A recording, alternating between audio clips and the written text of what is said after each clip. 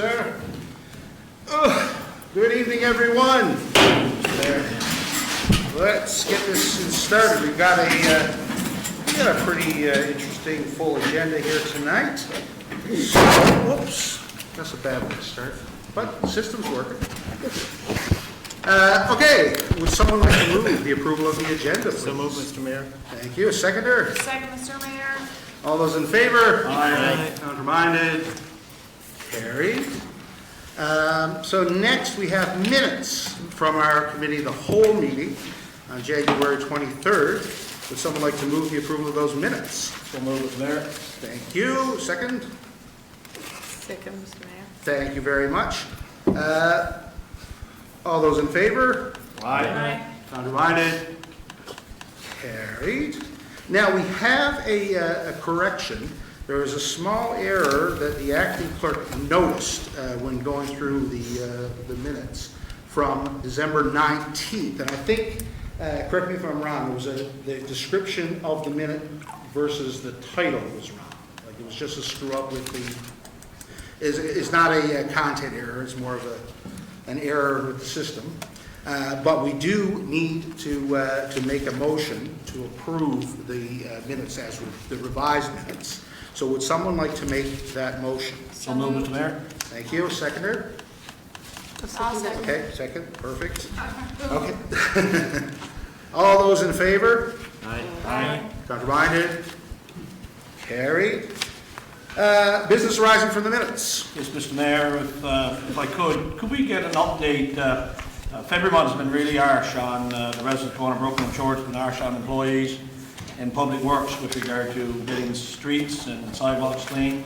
Is it possible that we get an update? I did ask for this earlier today from Director Burden on where we are with regard to snow clearing, sidewalks, especially widening of streets in some of the higher terrains, Sunny Slope, Umber Heights, Elizabeth Street area in those parts of town. I know I speak for residents, as we all do, and we've had some telephone calls and some emails wanting some direction towards that. So I did bring it to your attention earlier today, Mr. Mayor. Yeah, no, that's Just to excellent. see if we can get an update on that. That's a great idea, Mr. Burden. Give us the good news. When is it going to stop snowing? Thank you, Mr. Mayor. Bear with me, I've got a couple of post-its here chock right full of information. I see what order is the best way to get this out. February 1st to the 13th, there was only actually 2 shifts that we didn't plow. So basically 2 days that we didn't have the plows out. Both them days, which were the 7th and 8th of February, we had the blowers out in Sunny Slope widening.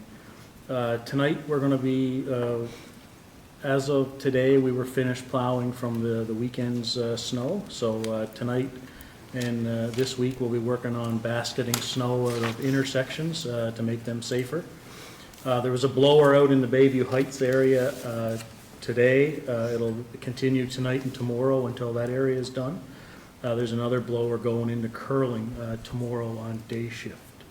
Like I mentioned, we had to plow all weekend, so we didn't have an opportunity to do much cleanup on this weekend.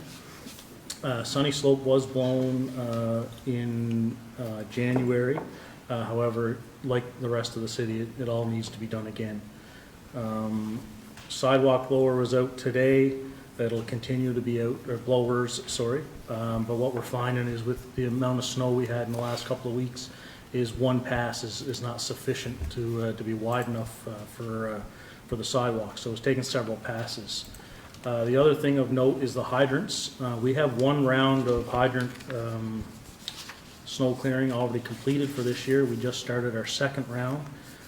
As of today, we had 2 crews out clearing hydrants, hoping to get 3 crews out tomorrow and the rest of the week, depending on availability of hired contractors' equipment. And just for the public's information, it takes us, depending on the amount of snow and the number of crews that we can get, it takes us 1 to 2 weeks to do a full round of hydrant snow clearing. So just in summary, the blowers are out. Bayview Heights area in the next couple of days, Empire Avenue, that area to keep it clean, Curling for a few days, and then we'll probably be working our way back through Sunny Slope and Elizabeth Street. So With the blowers, it's gonna take, a good 2 weeks to get the whole city done, and that's if we can continue blowing and not switch back to plowing, which right now looks pretty favorable for the next week, so we're hopeful that the snow holds off so we can get some more cleaned up. Thank you. Any questions, or? No? Yeah? No, I just follow up on that, Mr. Mayor, because the blower did go up Brookfield last week and did a fantastic job. Commend the crews on the work they're doing. But once that's cleared, then the sidewalks underneath are pure ice for the most part, because the snow has been sitting on them. We've had some freezing thaw. Just wondering, do we make any efforts to sand or salt the sidewalks to make sure that people can walk on them safely? Yeah, Mr. Bird? Primarily in the downtown, yes. So Main, West, Broadway. The effort in sanding and salting is a little less as you move outside of the city center. But we do try to get to it, but it's not high, I guess, on the priority list in terms of sanding and salting. But we do try to get there. Typically, by the time we get there, it's snowed back in again by the time we get sand and salt on it. But yeah, it's primarily, sand and salt on sidewalks is primarily in the downtown. Okay, thank you. Any other questions? Yeah. Not on that, I got a question from our Cal meeting on the minutes. Oh, okay. Yeah, again, while we're on the snow clearing, one thing I will mention is, when it does get like this, we do have, a lot of snow, the roads get narrow. Please, as you know, there is a overnight parking ban, and that's to facilitate snow clearing generally. But as much as possible, try and keep your vehicle, of course you have to move your vehicle out to the street to do your driveway and all those things, but as much as possible, if you can stay off the roads, it allows our operators to do a better job. I did notice that over the weekend in a few of the smaller side streets, some of them were getting narrow, but what seemed to make it a bit worse was there was a lot of snow left on the road where cars were parked, and our operators weren't able to do that. So that's something you could do to help us make your street better. Anything else there in snow clearing? Mr. Mayor, I do actually have a comment. So I'm just wondering, with respect, I've gotten not an official complaint or anything, just people mentioning to me that the corners are an issue. Yeah. Seeing around the corners, right? And that's why, Mr. Burden, I think you said the baskets are out and to get snow out of those intersection At areas. the corners, yeah, okay. Yeah. All right. Sorry, I might have zoned out when you. Oh, no. Thank you. Yes, Deputy Mayor, you had something from the No. notes. Yeah, Oh, sorry, yeah. No, I just, the rain that's coming later on in the week, does the blower still work if it's rain? Oh, yes, as long as we're not plowing, we'll be blowing. I don't think it's a significant amount of rain, just enough to settle the snow, but, yeah, we'll blow right through the rain, that's no problem. Perfect, thank you. Thank you. Deputy Mayor, what do you have? Just from our Cal meeting, Cal 23-05, this Corner Brook Fire Department aerial ladder 9. Can we get an update on that? Because it did say in our minute that the truck is currently undergoing some repairs and will undertake a subsequent inspection. Yeah. So where are we with that? Mr. Flynn? We've engaged Western Steel to do some work on the truck. They are doing steel samples right now that had to be analyzed to determine how the welds will be done in the latter portion. The chassis is severely deteriorated, but it's still within limits now, but it's not going to last much longer. We are working on a new tender right now for a replacement vehicle. And I've reached out to the provincial government on some funding as well. So we're working as aggressively as we can to keep it in service and get a new truck. Okay, thank you. Any questions? Just to follow up on that, Mr. Mayor, what's the time frame, even if we had the money today to go buy one? Because I suspect they're not on the parking lot. Now, Mr. Flynn? There are huge supply chain issues in the fire service right now. The earliest time we could expect the truck is 1 year from the time that we award a tender, so, Sooner the better. yeah. That's right. Thank you. Okay, anything else there? Excellent, thank you very much. Proclamations and events. We have a few to mention here. January 25th was Bell X Talk Day, and of course that's a big day to recognize mental health and mental health issues in Canada, and a focus on 4 key pillars: fighting the stigma, improving access to care, supporting world-class research, and leading by example in workplace mental health. And the day was supported by giving staff the option to gather together and have a mental health break. The week of February 1st to the 7th is declared as Eating Disorder Awareness Week, and on February 2nd, we raised the flag and a proclamation was signed to recognize the event at the request of the Eating Disorder Foundation of Newfoundland and Labrador. And on February 11th, Deputy Mayor was able to attend a proclamation for a public awareness initiative for 211 service that helps guide individuals and families through the complex network of human services that this is the United Way, this initiative. So thank you very much for that. I was feeling particularly ill that day. So thank you. Next we have the Code of Conduct Policy. This is something, I'll read out some background on this for everyone's sake. As per the Municipal Code of Conduct Act, which was passed last year, or the year before in 2021, which came into effect in September of last year, all municipalities are required to have a code of conduct in place by March 1st, 2023, that falls under the requirements of the Act and the accompanying regulations. The city currently has an existing code of conduct policy that was passed by council in May 2021. This policy was reviewed and revised by staff and had a thorough legal review to be in compliance with the Act and is coming forward for council adoption. The Act sets out procedural requirements for how to process and administer code of conduct complaints, as well as specific criteria that must be outlined in the city's code of conduct, including clauses related to standards of professional behavior, use of influence, confidentiality, harassment and bullying, use of social media, use of public resources and fraud, compliance with applicable legislation, prevention of reprisals, as well as the establishment of a process for filing and resolving complaints and reports related to complaints.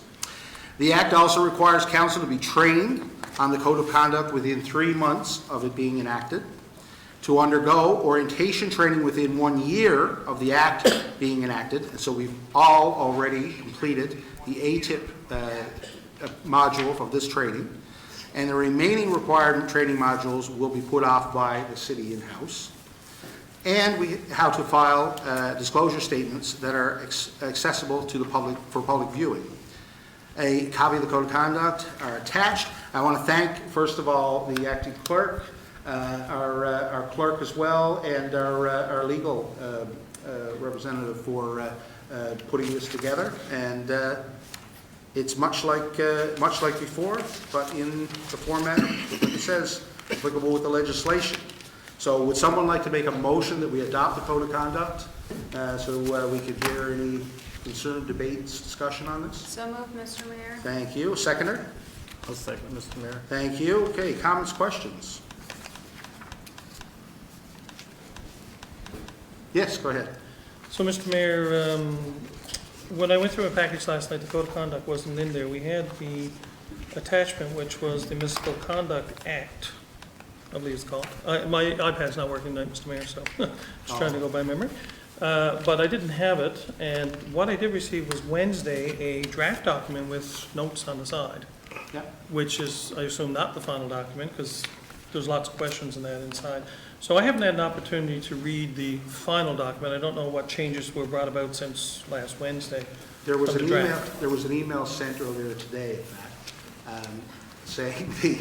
saying that the copy that you received is in fact without. Okay, well, I didn't go any further with the draft because I assumed the final copy would be in our package, which there wasn't.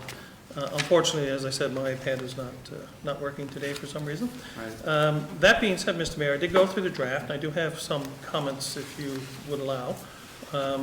First of all, just some differences I noticed from the Code of Conduct template that was sent out by the province, which is work that they did over a number of years and months with feedback from municipal officials, municipal affairs, I guess, municipalities, NL, and so on. So they went through a very extensive, I guess, a piece of work to produce that.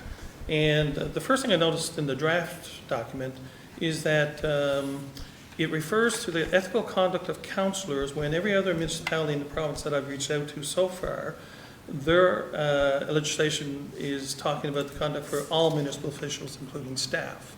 And that is under the Municipalities Act, or the Code of Conduct Act, I guess. What is the proper name for that act? Is it Code of Conduct Act or Municipal conduct? Municipal Conduct Act? Municipal conduct.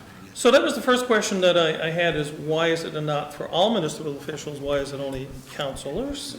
So I'm a little concerned with that because, as I said, Municipal Affairs went through great lengths to prepare this, and then we're now following that. And we're selecting out councillors and not all municipal officials. Another thing that I noticed, Mr. Mayor, in the draft, I think it's 3.7, we've included something that no other municipality, as far as I know, have included, is a section on media. And as you know, we have a media policy, so why it's in here, it's kind of redundant. I don't know why it's in there, and I don't think it should be, and I wouldn't agree to that being in a code of conduct. And there are a couple of other things in there.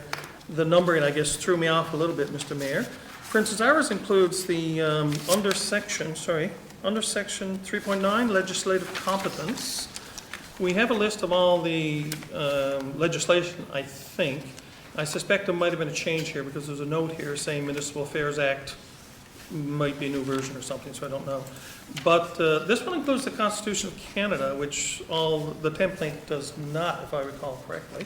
So I'm just wondering, I don't have a problem with it in there, but I'm just wondering why that difference is there between what the province put out. We seem to have two different acts added into ours for some reason. Obviously, the City of Corner Brook Act has to be in there, but I don't know why there's any other changes to that. There was another section with, oh yes, I think it's, when I find it in the city one, Code of Conduct Complaint Mediation Investigation Process. Somewhere in here at the end, if I can find it again, Mr. Mayor, says that at the end of a process of an investigation or a complaint, it will be provided to council, and council will review it in a privileged meeting. I'm trying to find the exact wording, Mr. Mayor. And then it says it will be brought forward to a public meeting, but in the template from the government, it says it will be in a privileged meeting. And I just read the St. John's version as well. They even go a step further and say they will be kept confidential unless the individual involved wishes to make it public and agrees to do so. And I have a very grave concern with that, Mr. Mayor, because like any harassment complaint or bullying complaint, when a victim, I guess I can use the word victim, a person feels they've been victimized, it may be very difficult for that person to bring it forward. And then to say to that person, if you bring it forward, there's a very likely chance, or actually in this, this proposal here tonight says, is that it will be made public, which in my mind goes contrary to all legal proceedings where you protect the victim of abuse and harassment, things like that, and you don't put their name out in the public. So I have a number of issues with how this has been developed. And I'll go further to say that I've had no input into it. I don't know if anybody else on council has, but I feel left out of the process, to be honest with you. And so for those reasons, I will not be supporting this, Mr. Mayor. And I'm quite happy with what the province has provided. I think they've done an excellent job through much research and work. And why ours is probably, and I can be corrected on this, but every municipality that I've reached out so far has not altered from the template that the province has set out, except for the City of St. John's, who has put in much more extensive definitions and explanations and other processes to really define how they proceed. So, Mr. Mayor, those are my comments, and as I said, I will not be supporting this for that reason. Okay, thank you. Any other comments or questions? I've read through it and I don't see any problems with it, to be honest. I've read through similar legislation at the university with respect to my job there, and also with respect to other organizations I've worked with. Legislation around standardizing, items pertaining to the media and social media is pretty standard. The verbiage that we have in this document is pretty standard across the board as far, and I work in communications, so I know that about that particular area. You know, if we weren't to acknowledge the social media and media in the code of conduct, it would be antiquated. We live in a world where our conduct as public officials is necessarily governed by that sort of standard. And so I fully support that as a communications professional. Yeah, so I find that particular item, to be very important to uphold in particular. You know, I read through the whole document. I've gone through these exact kinds of things through my work life and through volunteering, and I don't see anything in this documentation that is at all alarming. It's pretty standard, would hold up against any other kind of code of conduct that there is. Thank you. Anyone else? Yeah, Mr. Mayor, I'll make a couple comments as well. Yes, you're right that we did receive this in draft form last week and in final form sometime this afternoon. I think I checked sometime this afternoon, saw it on my updated agenda for this afternoon. I thank the people that were involved with doing the work on this, but I too see some inconsistencies in the report that was put out in the final form this afternoon, which technically still is in draft form, because I could not, in the couple of hours, or actually a few minutes I had a chance to have a look at this afternoon, actually since summertime, to see any real difference between what was passed out on last week compared to what was passed today. But when I looked at the review, when I reviewed the document over the weekend, and obviously when you review a document, everyone knows, I see comments there by SL1 and SJ2. Obviously these are individuals that would have been a part of drafting the document and making commentary back and forth as we went from probably draft 1 to draft 2 to draft 3, or if this is draft 1. I have no idea. However, it makes no difference who the individuals who were working on the document were, but for example, some of the advice that they put forth were taken. Some of the other advice is left open-ended. For example, when I look at section 3, on page 3, I can find the appropriate section, 3.3, misuse of public resources, remuneration of expenses and fraud. 3.3b, it uses the words, 3 parts of the way down there, may be used by the councillor for limited personal use. And the commentary is, I would describe what is limited personal use so it is clear what is permitted and what is not. But nowhere in the document does it go on to describe the limitations of what the personal use would be. Likewise, Mr. Mayor, and I'm sure there are probably others, on 3.8.1, commentary by SJ18R17, don't see any inconsistencies, but I won't use the name legal, I'll insert legal, and Krista may have more information. But as I read the document, I don't see any corresponding response to that commentary, so it still, in my opinion, leaves it to believe that it's still in draft and not final form. I'll just use one other. I'll go right to the last page. Section 4.4, complaint resolution, 4.4.2, following the conclusion of the review of the report, council shall bring the matter forward at the next public meeting of council, ... and shall be resolution making determination, so on and so forth.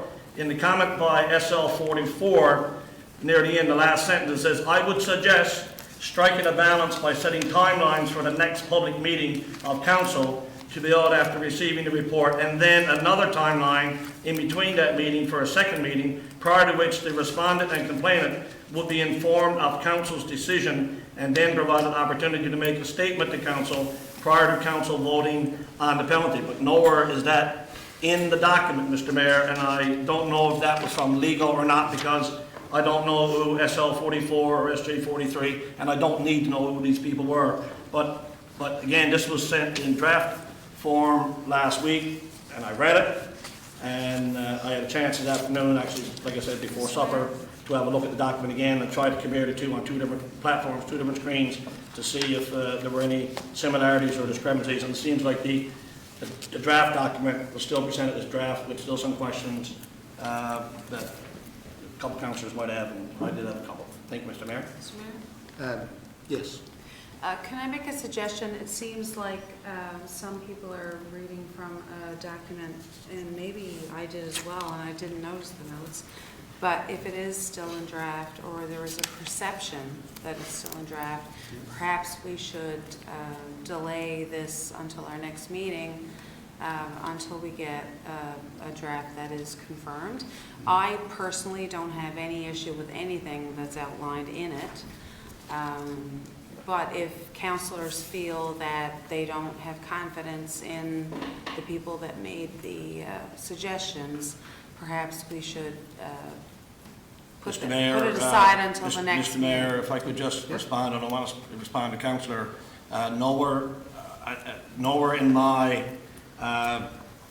commentary that I just made did I say or insinuate that I did not have confidence in any person that was responsible for being a part of writing the draft document. I did not say that. I don't think that was I critiqued. That wasn't the I don't intention, think that Mr. was- Mayor. Okay, I want to bring that to the floor because that's what I heard. Sorry. That wasn't my Okay, intention, Mr. sorry. Mayor, I apologize. No, Yeah. that was not my intention. I just mean if they find that they're not, confidence is the wrong word, obviously, but if they're not solid with the document as a result of it being in a perceived draft form, perhaps a fully confirmed document should be brought forth. Any other questions, Councilor? And until that time, obviously, Mr. Mayor, we should, there's no point in, Yeah, in no, there's debating a this couple any things though, further there's a until couple our things next- though I'd like to straighten out because I think there's some misinformation circulated here. The code of conduct for staff is separate. Is a separate document, which will come forward on understanding next meeting. So that is not part of this policy. So that's, Charles, to answer your question. The media policy there is, I think, if I look at the old, our existing one, is a watered-down version of what was there before. The legislation that is referred to, generally the draft that was provided to us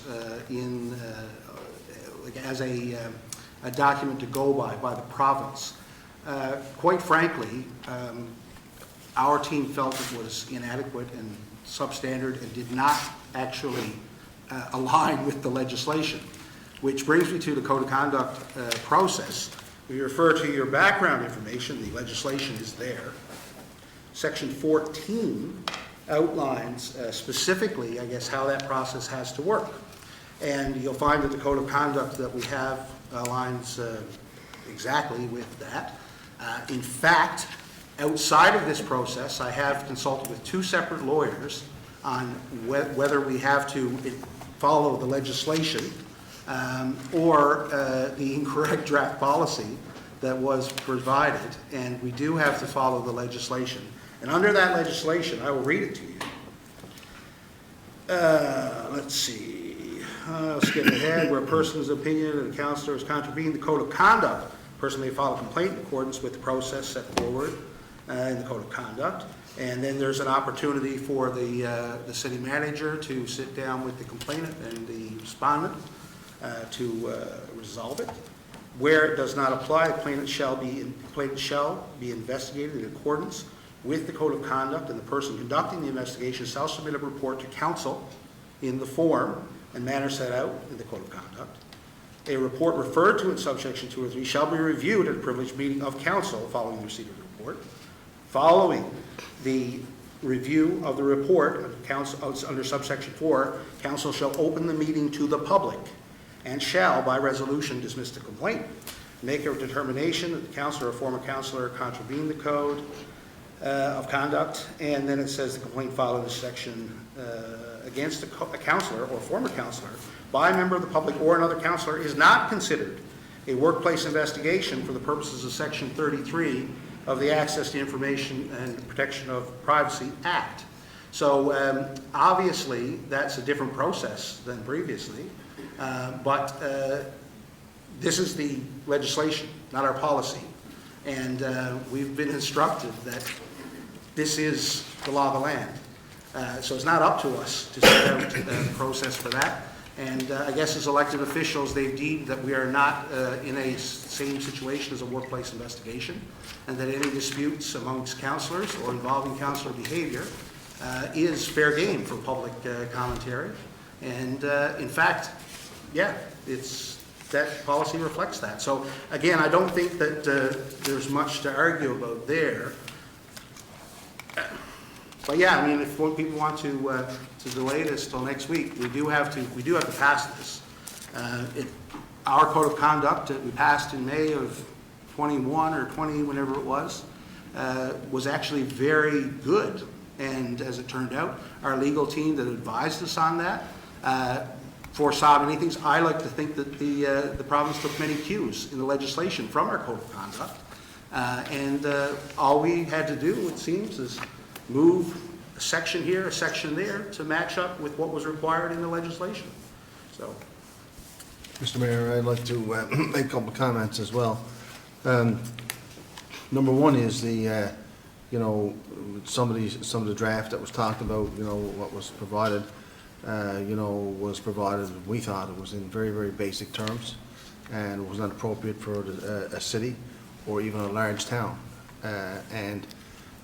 You know, in fact, it was that it was done to the point where it was actually referencing towns, and you know, as opposed to we're a city and under different legislation. So we had to take a good look at it and develop something more robust for a city who's, you know, has you know, a number of processes in place and has, you know, a large budget and a lot of employees. And also, regards to the comments about, you know, the comments in the margin. I'm familiar with some of those comments. I recognize some of those I remember. And there were discussions, you know, there were many meetings in the boardroom, and there was many meetings that I would have went to, you know, Jessica or Lori and says, what do you mean here?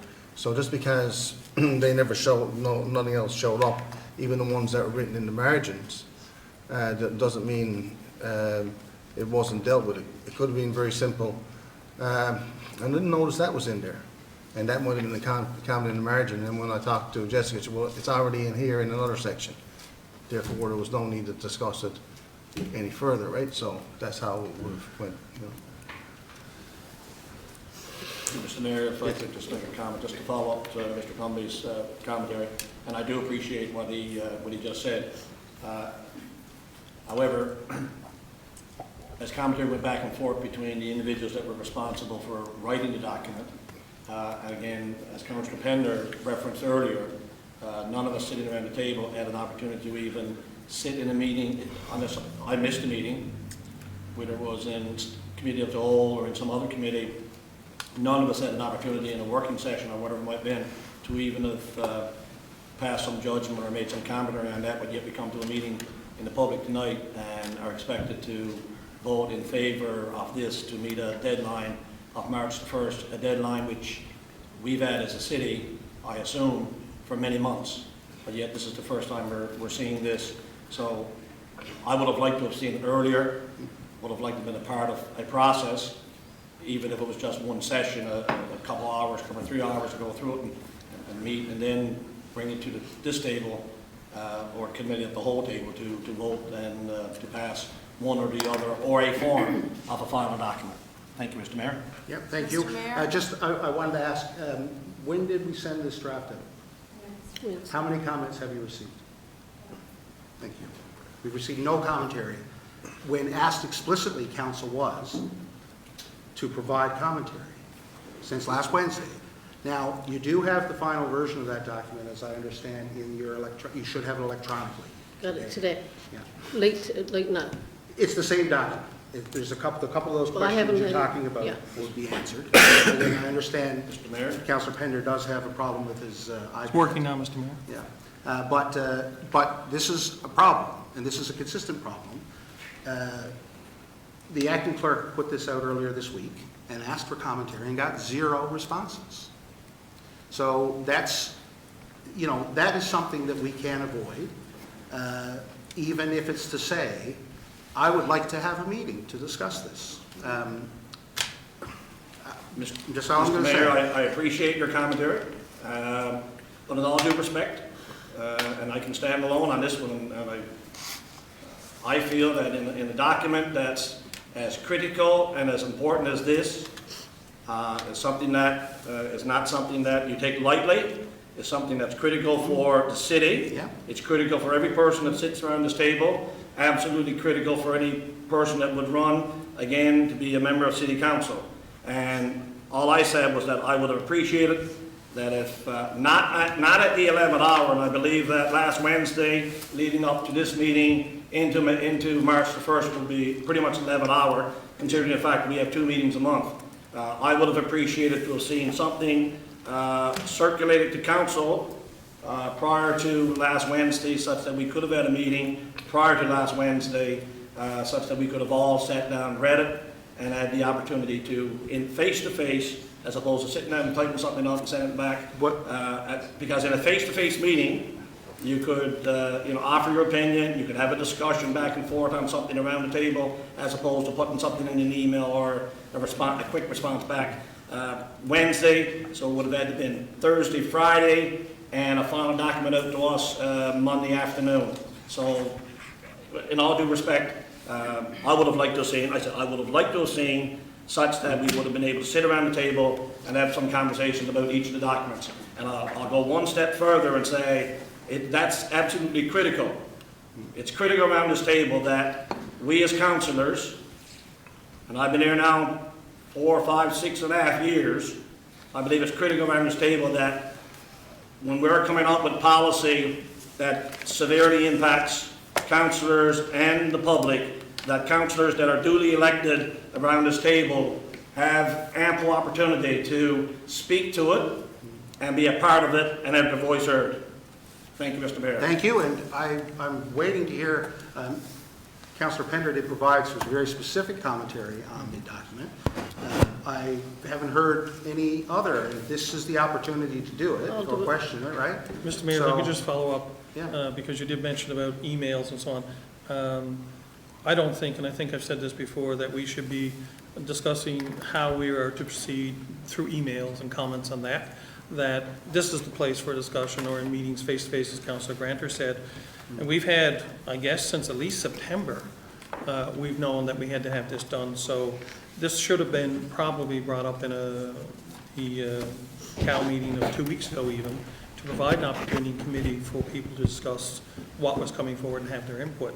As I said when I started, I feel left out of the process. Nobody asked me my opinion, and to get this on a Wednesday in an email is not really conducive to sitting around the table, listening to others, their concerns, and trying to work with other people to come to the best solution. So that's my comment on that. Thank you. Yes? Oh, sorry. Oh, Debbie, I didn't know your you had- hand was Oh, up. I was going to go next. I guess I haven't said much sitting around the table. However, I do agree with Councillor Pender and Councillor Granter that it was sent out, and I looked through it, and I thought it definitely is in draft form. I'm not going to go back over all they said, obviously. And I never had a chance today. I was in meetings and appointments today. I never had a chance to even compare. I want to take this one and compare it with the other one to make sure that what's in this one is actually in the draft we got today. And it's not a matter that I'm worried that something's going to be stuck in there. I want to protect myself as a councillor, to make sure that when I agree to something, that it's going to lay the way in the future. I guess I had a couple of specifics to add on to what Councillor Granter and Pender just said. I guess I don't agree with the social media policy being in our code of conduct. We're legislating. Okay, I'm just, Yeah. you Just just no, asked for specifics. No, I'm just Yeah. telling you, if Yeah. you look at your background there's a... Okay, so I also have a great difficulty with the code presented tonight permits accepting gifts that are under $100 and over $100. That was in the old code, right? Well, it was in this here. Yeah, no, but that was the same process as Yes. the previous code, that we're not allowed to accept gifts. Yeah. And we had to declare certain gifts.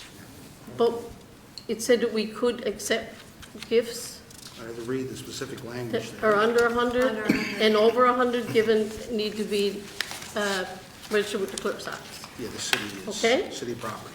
And I also don't agree, I guess, with using electronic devices that are issued by the city for personal use. And that was something else that I'll add on to what the other two councillors have added. So, we all have iPads, Yeah, so we don't want to look at a web page or a news item unless it's directly related to city business. well, I would think. We must have our personal iPads at home. But that is the nature of it. Again, it's the same as. Yeah, I was thinking more like social media, Facebook, Candy Crush, all those things that people put on their devices. Impression. Mr. Mayor? Yes. Please? I'm- Mr. Mayor, please. Yeah. Okay, okay, yeah, I know, okay, but I Go haven't had, ahead. I didn't know you were finished. Go ahead. go ahead, Are you done? yeah. Okay. Yes? I'm going to go back to what I said before. This is a waste of our time tonight. Clearly, there are counselors Yep. here. Make a motion. That don't, I make a motion to pause this discussion until the next meeting. Postpone. Until that, we can have a discussion to fully flesh out what it is that is not appropriate for this policy, which, by the way, in parentheses, I have no problem with whatsoever. It's completely standard. And as far as I'm concerned, this is a dog and pony show right now. Yep. But anyway, that's just my opinion. But I will make the motion to pause it so that we can have the conversation that counselors feel that we need to have. So to clarify, postpone to next week, Postpone. right? That's the correct motion there, right? Wait. Yeah, perfect. No, that's fine. Thank you. Would someone like to second that? I'll second it. Thank you. All those in favor of postponing? Aye. Aye? What? Why are we even here? I agree. Why are we here? Counselor? Mr. Mayor, could you Like, finish you the have to- vote? Mr. Mayor, I Okay, do not we're gonna go, understand. wait, I order. think we need to finish votes, Mr. Mayor. Okay. If you don't mind. All those in favor of postponing this till next meeting, say aye. Aye. Aye. Contraminded? Nay. Carried. Postpone till next meeting. I don't understand. I So, thought Mr. we- I Mayor, don't before you continue, can I Yeah. just clarify a comment that I made earlier? When I Yes. referred to communications, I wasn't referring to social media. I specifically said 3.7, Yeah. communicating on behalf of the city. I did Yeah. not refer to social media. No, I didn't hear you whatsoever. refer to social media. No, but somebody else mentioned it, so I I just want think, to clarify that. I did. Deputy mentioned it, yeah. Okay, thank you. Next Clarification, item. Mr. Mayor, What? a question on the vote. We're done now. We voted You 4-3. said next week, but it's not next week. it No, would next be- meeting. Next meeting, Yeah. okay. Next meeting, sorry. 2 weeks. So it's 2 weeks from now, not next week. Yes, right. Mr. Mayor, can I ask that, I know the ministers are in the city this week, I think, and it's Yeah. probably not, I don't know if we'd have an opportunity to speak with them, but I'd certainly appreciate either the Minister of Municipal Affairs and/or their officials, maybe if they have a moment, to meet with us to come in and discuss this, because when I read the template, and I know the city manager said these were made for towns and not cities, but it clearly says in the template sent out by the Municipal Affairs, city or town of. Well, So- our legal counsel didn't think it was worth the paper it's printed on. Well, I think Municipal Affairs would be not too pleased to hear that. Yep. Myself. So I would like to have some input from the Municipal Affairs. I think it's important that the people who work on this have an opportunity, that we have an opportunity to ask them, what they intended with this and what they intended for communities in the province, and should we be adopting the template they provided or other things. So I'd like to have that opportunity to have other input and direction from those who designed it. So would that be possible, Mr. Mayor, to reach out to Municipal Affairs before our next meeting and see if we can have an... No, I don't know if they I don't can. think it'll be possible, but. Can we do it and see if they're available? I don't think it's possible or reasonable, given that there is, I know, a series of meetings next week, as well as Carnival in the next week. I don't think there's any need of it. I think we have an on-staff lawyer who is, I would argue, one of the best municipal authorities in the province. I don't have a problem with that, Mr. Mayor, I Yeah. agree with that. My question is, I'd like to have a variety of opinion, and I'd like to understand from municipal affairs what their direction was and why they came up with that, and that it's insufficient for the city. So that's what I'm trying to get my head around. There's things in it that are inconsistent with the act in terms of the process. Anyway, Mr. Mayor, if we can reach out to them, I'd appreciate it. I can reach out myself and see but I think it'd be more beneficial for all of council to have an opportunity if it's possible. Yes. To do that, wouldn't we have some councillors in conflict? Why? Well, you're, like, No, I don't think that there's any nature of conflict here. Anyway. I don't,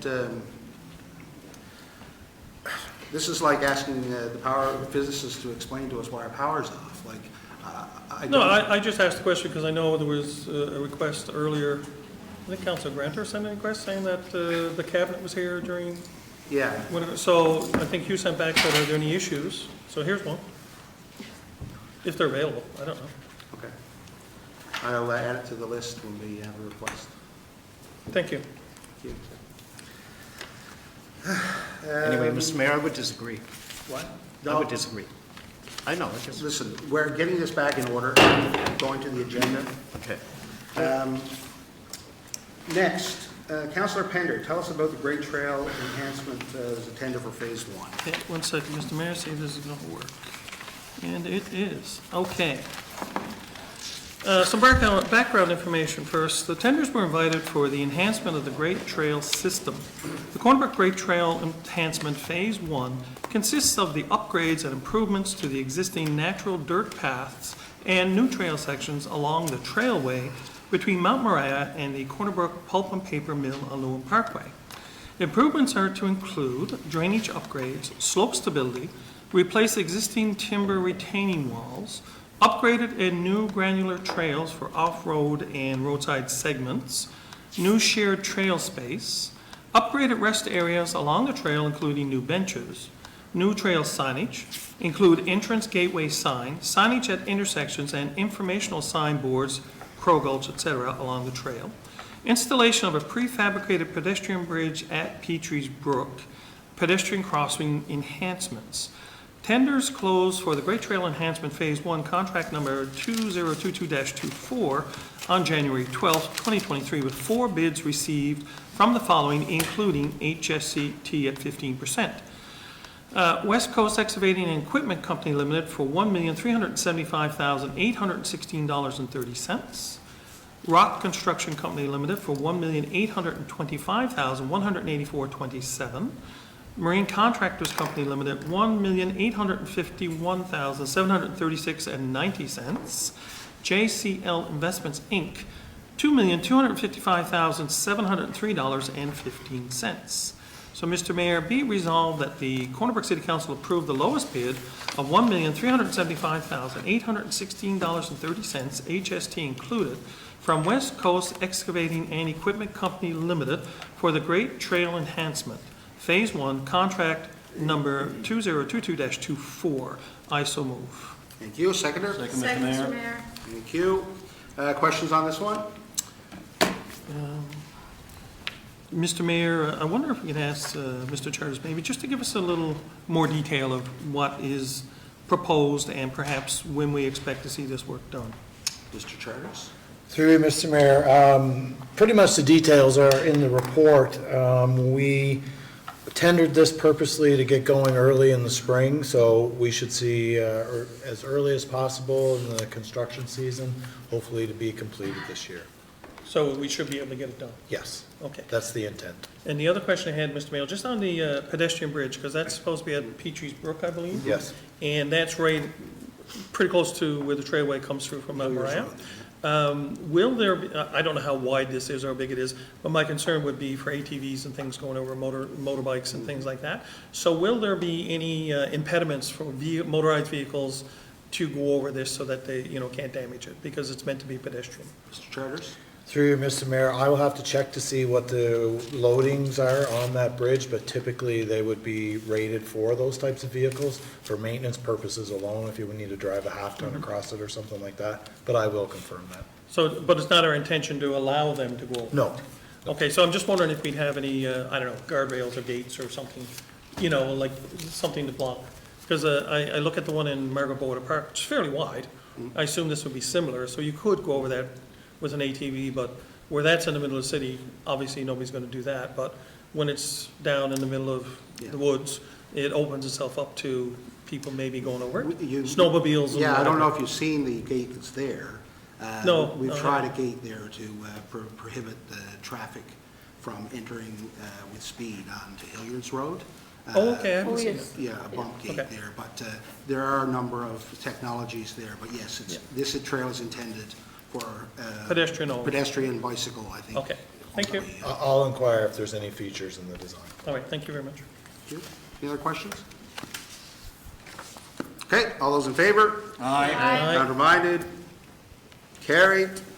Next, we have the other Yes. part, the exciting part, I mentioned last week, but go ahead, Councillor Pender, the other half of that great trail is on the go.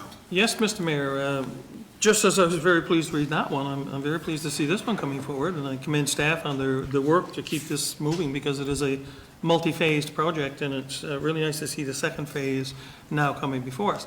So the City of Corner Brook has been offered funding from the Government of Canada through the Permanent Public Transit Program Active Transportation Fund for the Great Trail Enhancement Phase 2. Phase 2 is the follow-up to a project already funded by Infrastructure Canada, Project 17-CCR-22-50, with the goal of establishing a connective active transportation corridor through the City of Corner Brook. The project will see the active transportation trail established in Phase 1, which I guess we just approved, extended along the eastern portion of the city's waterfront. The project includes upgrades to the sidewalk and paved trail, including replacement of existing assets and addition of new assets, upgrades to a small section of gravel multi-use trail, installation of safer crossing points, installation of culvert and drainage assets, and general furnishing signage for the entire active transportation route. The successful funding and completion of Phase 2 of this project will create a connective, safe, active transportation thoroughfare through the city, which is integrated into downtown sidewalks and the city trail networks. So the resolution, Mr. Mayor, be it proposed that the Corner Brook City Council accept funding as outlined in the Government of Canada program approval to complete the project under the Permanent Public Transit Program Active Transportation Fund. The Corner Brook City Council authorizes the mayor and city manager to sign the Government of Canada agreement and infrastructure on behalf of the city of Corner Brook. And I so move. Thank you. Seconder? Second, Mr. Mayor. Thank you. Questions on this one? Yes, Mr. Mayor, one question. How far east does it take us in the city? The geographical location along the waterfront area? Mr. Charters? Through you, Mr. Mayor, I knew you were gonna ask that, and it goes quite far east. Does it take us, my basic question, Mr. Mayor, was, does it take us up past where our cruise ships would dock and come in to that overpass? Essentially, it would end at Man in the Mouth, in that. Okay. Yeah. Thank you. Thank you, Mr. Mayor. Yeah, any questions? Mr. Mayor, just a follow-up, because we have two projects going on with the lights, I believe, at Mill Road and Griffin Drive, which will also enhance the trail, and I think they're part, correct me if I'm wrong, I think they're part of Phase 1, or Phase 1 gets us up to the mill, basically. Phase 1 gets us to the parking lot at Okay. Griffin Drive and to the west side of Yes. Griffin Drive. So where does Phase 2 start? Does it start exactly where at Griffin Drive and go, because there's that section between the mill and Griffin Drive, which is in very bad condition? Mr. Charters? Through you, there will be no gaps, so Okay. wherever the project Phase 1 is left off, we'll pick up there and travel east. Okay. Yeah. And then my follow, now, I'm just going from memory because Mr. Charters did provide me with the actual plan that gets us, I think, eventually to Marble Mountain. I think was that the same one? Steady Brook, yeah. Steady Brook, yeah. Yeah. But the section between the port and, I'm gonna say Lundrigan's, Atlantic Yeah, Minerals, yeah. there is no sidewalk there now. So my question is, will that be enlarged to allow for pedestrian cycling? I guess that's what I'm Yeah, asking. Mr. Charters? Through you, Mr. Mayor, yes, it will be a multi-use facility, whether it's a wide sidewalk or looks like a wide sidewalk, it'll be, it's intended to be a multi-use. It's an off-road. So, Mr. Mayor, Off-road, like it's not, it's, It's Not on the it's street. both, Yeah. the design details aren't really worked out yet, but Yeah. essentially, it's adding a whole lot of sidewalk. right. so, Mr. Mayor, I don't know, is that plan a public document? I assume it is, the active transportation plan? Is that? There was that was a great trail. Oh, okay, Yeah. that's why I was. Yes, okay, yeah. And But we it's had just a similar, We had a part of that. presentation done, and this is two parts of that trail. The larger trail that takes us out to Steady Brook. yes, That's, again, that was That's a big one. included in the overall. Yeah. Now, whether or not, I guess, that will ever come to fruition, because of course it's very costly Yeah. to go through rock cut and that. so even though this is a different fund from the first one, Yes. it is covering off that piece from the Mill Road parking lot to the Man-to-Man, Yeah. so, which was included in that Great Canada Trail plan. Okay, and so, the last question is, what are we looking at for a time frame? Because this is just the funding, has to be designed. I'm just making sure people in the public understand what the process is here and the timeframes involved. And Mr. Charles? Through you, Mr. Mayor, the intent is to have, we don't have the agreement yet, so this is a little different process, I just wanted council to be aware of Okay. that. Council essentially has to say, yes, we're willing to contribute the money, and then we'll get the agreement, so it's a little different process. That said, the intent is to build phase one this year, design, tender, and build the phase two next year. Okay. That's our. Excellent, okay, nice to see. Just, yeah, want to commend staff on getting this, keep pushing it through. I'm really happy to see it. Okay, thank you. Any other questions? No? Good? Okay, all those in favor, say aye. Aye. Undivided? Carried. Next, Bellsbrook Culvert Phase 1, Change Order 3, Councillor Keeping. Bellsbrook Culvert, changes in quantities were required for the following items: increased asphalt removal, increased sidewalk removal, increased curb and sidewalk removal, increased supply and placing topsoil, increased supply and placing of sods, increased Class A granular base, increased Class B granular sieve base, increased curb and gutter, decreased patching of asphalt pavement, decreased cast-in-place concrete top section of culvert, and decreased pole relocation, shoring, and bracing, and decreased water control. Be it resolved that the Cornerbrook City Council approve change order number 3 for Bellsbrook Culvert Phase 1 in the amount of $77,944.13, HSC included, for marine contractors. I so move. Thank you. Second, Mr. Mayor? Thank you. Questions on this one? Yes, go ahead. Is this already finished and we're looking at paying for it, or is it what's up and coming, or has it been finished? Mr. Charters? Through you, Mr. Mayor. It is complete, Deputy Mayor.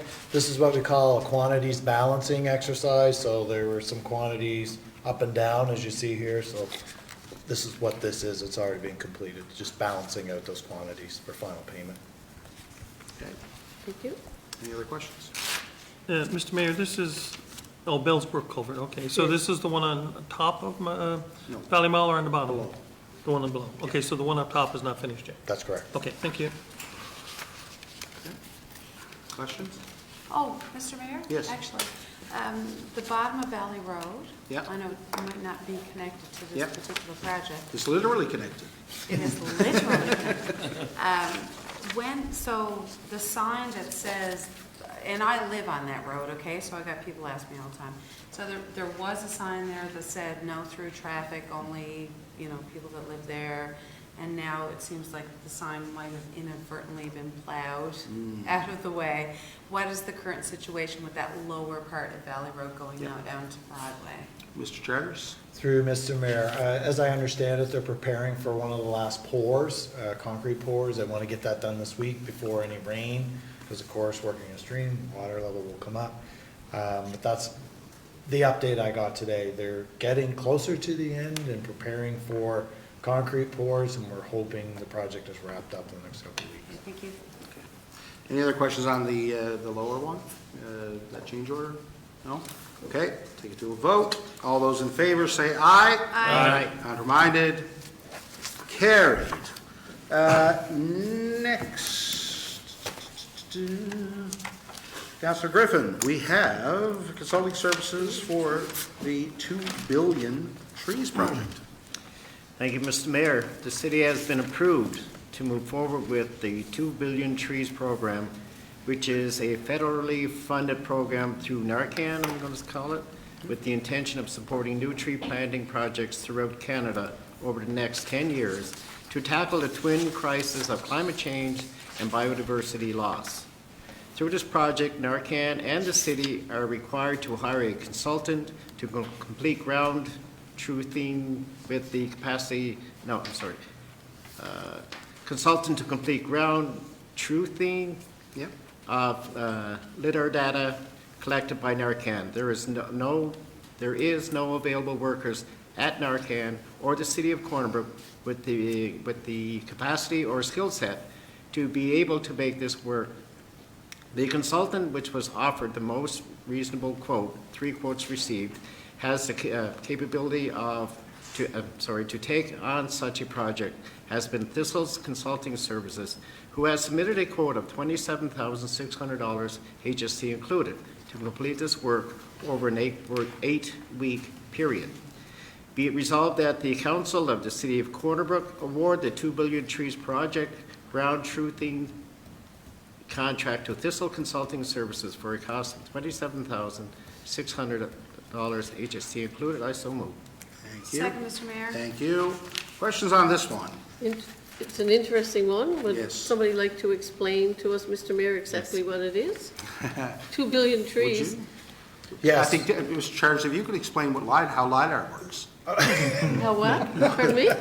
LiDAR, it's a technology. I'm making a joke. We Oh. can't explain how LiDAR works either. I wish I could.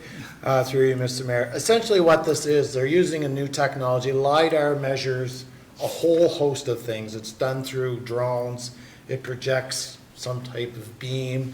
It gets geographical features.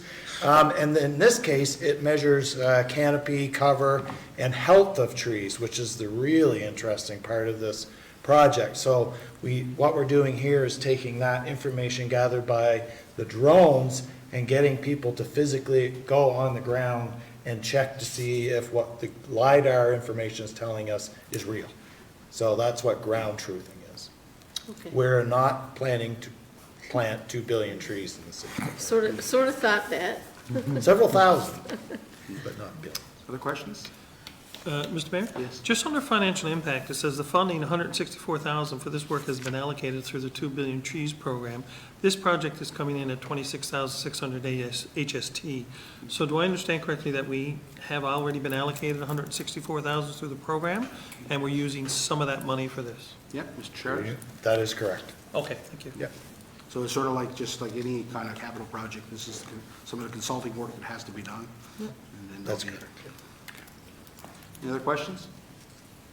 Okay.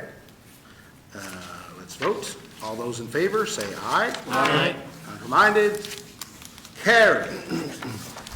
Next, Councilor Griffin, we have a discretionary use on Olympic Place. Yes, Mr. Mayor, the City of Corner Brook has received an application to operate a home-based business office involving wedding and event rentals from the dwelling located at 11 Olympic Place, which is located in a residential medium-density zone. If approved, this business will involve the rental of items such as wedding decor, centerpieces, tablecloths, lighting, etc. for weddings and conferences. All business-related equipment and materials will be stored off-site. A notice was delivered to residents in the immediate area of 11 Olympic Place, and as a result of this notice, no submissions were received. Also, no visitors will be required to visit the site. If approved, there will be a condition that if complaints are received with visitors' parking issues, the approval may be revoked. Be it resolved that the Council of the City of Corner Brook approve the application to operate a home-based business office from the dwelling located at 11 Olympic Place in accordance with Regulation 11, discretionary powers of authority. I so move. Thank you. A seconder on that? Second, Mr. Mayor. Thank you. Questions on this one? Nothing? Pretty straightforward. Okay, all those in favor? Aye. Counterminded? Carried. Deputy Mayor, we have a confirmation of a stop work order. Okay, stop work, thank you, Mr. Mayor. Stop work order, Johnson's Construction Limited issued. Since the previous meeting of council, the following order was issued by Department of Community Engineering, Development and Planning, and therefore must be confirmed by the council pursuant to section 109(4) of the Urban and Rural Planning Act. The order number is 2023-01. The date of issue is February the 3rd, 2023. The civic address and location, land within the City of Corner Brook watershed. The violation of the section is Section 8 of the City of Corner Brook Development Regulations, and the order is a stop work order. Section 109 of the Urban and Rural Planning Act 2000 requires that all orders issued by the authority be confirmed by the majority of council at the next meeting of council after the order is made. If the order is not confirmed by council in this matter, it shall be considered to be canceled. The proposed resolution, in accordance with section 109(4) of the Urban and Rural Act, the following stop work order is hereby confirmed by council. Order number 2023-01. I so move. Thank you. A seconder on that? Second, Mr. Mayor. Thank you. Questions? Mr. Questions on this? Mayor, I may be in a conflict of interest. Could I declare a conflict of interest, and I can give the reason? Yeah. A company that I work for will be a direct competitor with this particular company whose the stop work order is put in place, and they operate similar businesses. Yep. So I don't want to be perceived as voting for something that would give one advantage to the company that I may work for over the company that's in conflict or proposed to be in I'll make conflict, the Mr. Mayor. Does anyone have any objection to the counselor abstaining? Okay, we don't need a motion, or we can do that by unanimous consent, so that's Yeah. fine. Yeah, okay, thank you. Yes, questions on this one? Again, It's pretty straightforward. pretty straightforward? Yeah. Okay, let's take it to a vote. All those in favor, say aye. Aye. Counterminded? Carried. Next, we have Councilor Grantor, Municipal Plan Amendment, yes, the second stage of that one. Thank you, Mr. Mayor, and I apologize up front for the length of this one, but the information is important, I believe, especially for people that are living in that area of the city. You can feel free, I think, like some of the policy support in that. Yeah, I can is not summarize. necessary. Yeah, no, I think that Yep. the top part is definitely the body there, so. Yep. The planning department has received an application to rezone 21 Mount Bernard Avenue from community service to residential low density. The developer is proposing to reuse the vacant building, formerly Presentation School, to develop 24-unit apartment complex. Due to the nature of the community services zone, this development cannot be considered without a rezoning. This proposal requires map amendments to both the Integrated Municipal Sustainability Plan, IMSP, and Development Regulations, DR, as well as text amendment, the Development Regulations. Rezoning this area from community service to residential low density is proposed to achieve the best and highest use of these lands. The location is in very close proximity to Corner Brook's downtown core and requires no major changes to the land. Therefore, there should be little in terms of environmental impacts from its redevelopment. The property has established parking and access and is already connected to municipal water and sewer infrastructure, which will further limit sprawl. By considering this amendment, the city will increase density in its core, continue to diversify the housing stock within the city, and help promote the development of residential living quarters during the housing shortage within the city. This is the second council reading of this amendment. Staff have completed the public consultation under Section 14 under the URPA 2000, and no feedback was received.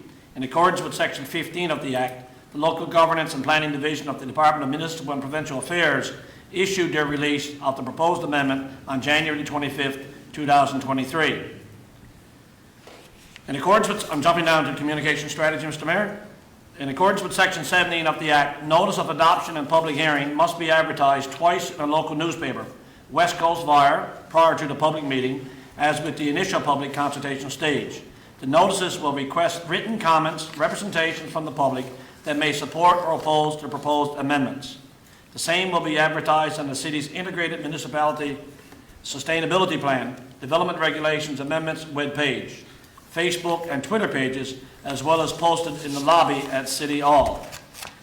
Proposed resolution, be it resolved that the City of Corner Brook adopt proposed map amendment number 22-01 to the City of Corner Brook's Integrated Municipality Sustainability Plan 2012.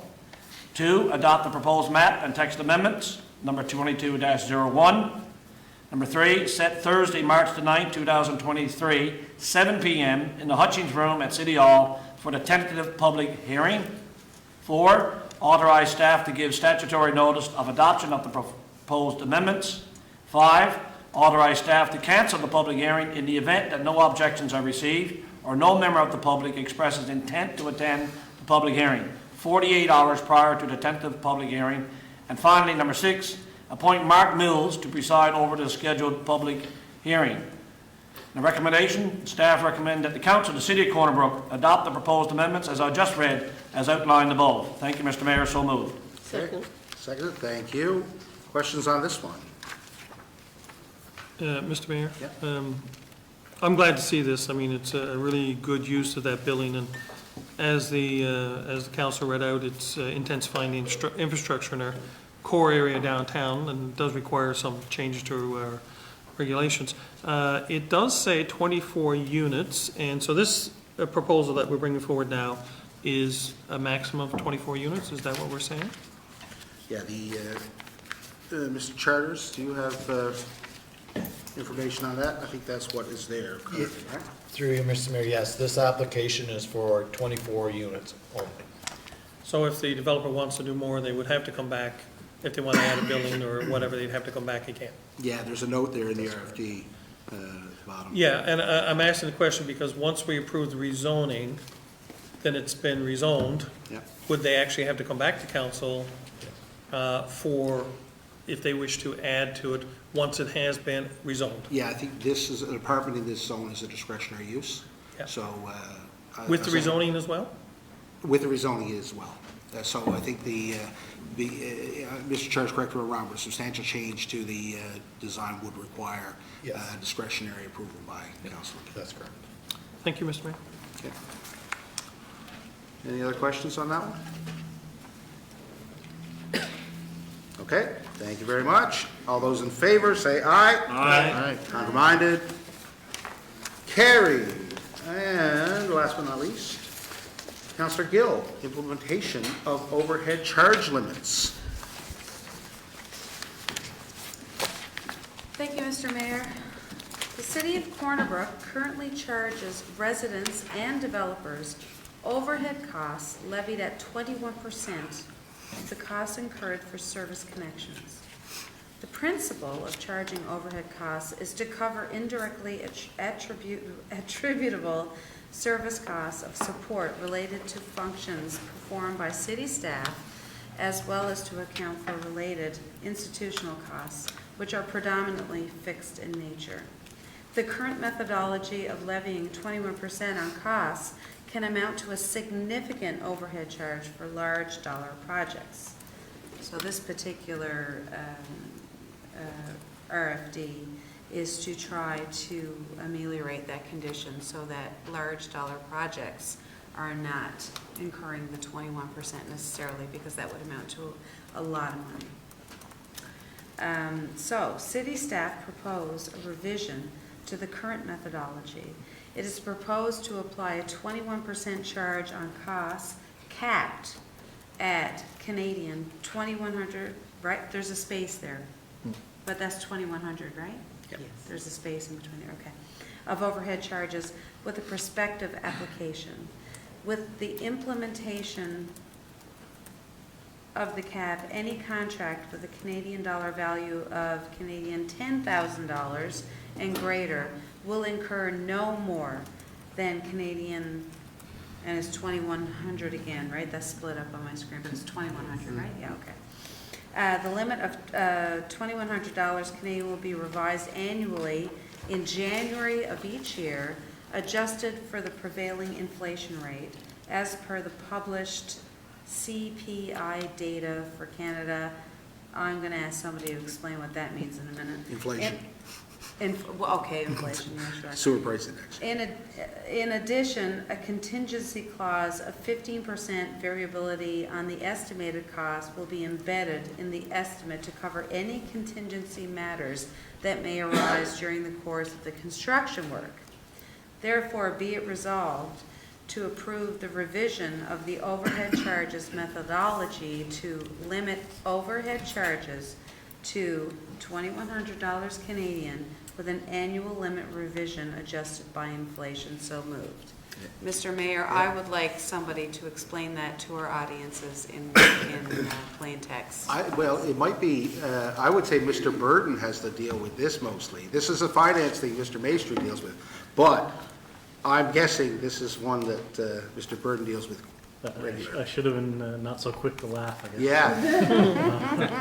Yeah. So quite frequently, we do water and sewer, water and wastewater connections for residents and businesses throughout the city. And we basically charge off our costs. So there's an invoice sent out to the business or the resident for what it costs us to do the work. And historically, we've been charging 21% overhead, as described in the RFD, for administrative purposes for this piece of work. And typically, it hasn't been an issue because the connection fees are fairly cheap or not significant in cost. But what we're seeing now with some new developments around town, quite larger developments require larger water and sewer, water and wastewater connections. So the bill is, the cost to put them in is quite high. And when you tack a 21% administrative fee onto it, it's quite cumbersome or quite expensive for the resident or the business.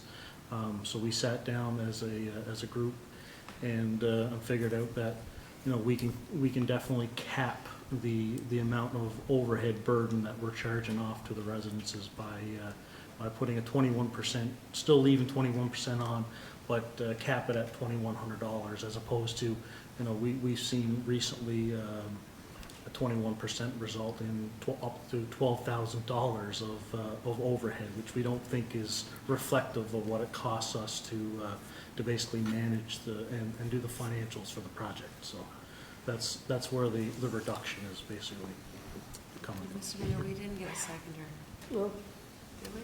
no. Oh, we're still asking. Well, Sorry. there you go. So would someone like to, did you make the motion? I can't I remember. did, now. I said be I'll resolved. second that, Mr. Yeah, I then made ask the question motion. right away. Seconded? Thank you. Yes. Okay, any other questions there? Follow-up question, Mr. Mayor. So the 21% is over and above, so that would be like administrative fee on top of the actual cost that it would cost the city to provide the services by going into a residential neighborhood and installing water and sewer in that particular household or particular business or development. Yes, so for example, like the work order would have a breakdown of the employee's time, the equipment time, the materials, all that is all covered off. Right. And what we were doing was charging a 21% admin fee on top of that. So all of our costs were covered, and then we were charging 21% for, you know, the invoice got to go through Treasury. There's a small admin piece, which is present for each job, but we didn't feel on a large job the level of effort for the admin staff and Treasury staff is that much more than it would be on a smaller job. Thank you, Mr. Mayor. Yeah. Okay, any other questions? I just think it's a good idea, Mr. Mayor, as the director said, charging 21% on smaller jobs makes sense, covers the overhead, but when you have a $10,000 bill and another 21% on top of that, or a $20,000 bill, it does get expensive. So this will certainly help out businesses and larger developers, I guess, looking to invest. So I'm certainly in favor of this. Okay, good. Anything else? Nope. Okay, all those in favor? Aye. Aye. Contraminded? Carried. That brings us to the end. We do have an in-camera session after, so. Mr. Mayor, you yes. going to mention about Winter Carnival? Plug Winter Carnival. Does it need to be plugged? Yes, Mr. Everyone Mayor. know, doesn't everyone know by now the magical week that happens? We've had a pandemic, things haven't happened. That is correct. Thank you for reminding me. There is, of course, the kickoff is next Friday evening, right outside, and there's going to be a wonderful time in the park after. There's a hockey game on that night as well. And then the next week, there is a plethora of events, different breakfast everywhere, there's music, there's beer growing, there's quizzes, there's food, everything, there's chili. Food and more. That's right, chili, that's right, where I'm going to beat Lenny Benoit in the chili cook-off. I'll say it now, I do that just to tease Lenny. You heard it here first. You heard it here, that's right. But no, it is an excellent week, the volunteers, and we got a couple of the committee members here on council as well, and I can't wait to get back at it. I know that there will be a full house for many events, because people are eager to see their friends and neighbors out. So yes, get out and enjoy Carnival, get your button, and do as much as you can, because we need to do something to break the back of this terrible winter, yeah. So, Mr. Mayor, Friday night is the flag raising here at City Hall. At what time? The time exactly? Is it 6? 6:30. 6:30, okay, thank you. 6:30, there we go. Yeah, and then we'll walk down to Margaret Park, and there'll be festivities down there, and of course, hopefully, Leaf will emerge from his hut, which looks suspiciously like a Chinese weather balloon. So, yes, so that's it. Thank you very much. Like I said, we do have an in-camera session, but we'll reconvene in a couple minutes with a bio break, okay? Thank you very much. Meeting adjourned.